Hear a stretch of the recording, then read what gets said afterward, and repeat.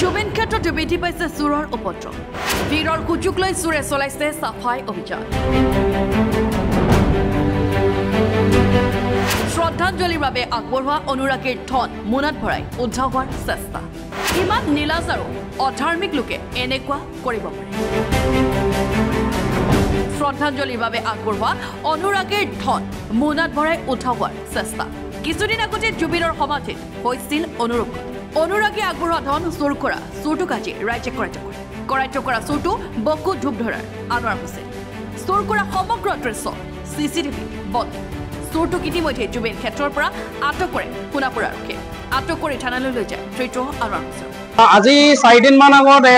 এজন ব্যক্তিয়ে আমাৰ ইয়াৰ পৰা প্ৰণামী পইচা চুৰ কৰিছিল আৰু সেইদিনা আমাৰ গৰিমা বৌ আহিছিল আৰু তেতিয়া সময়ত মানে পুলিচ প্ৰশাসন আমাৰ ৰাস্তাত জড়িত হৈ আছিল আৰু আমিও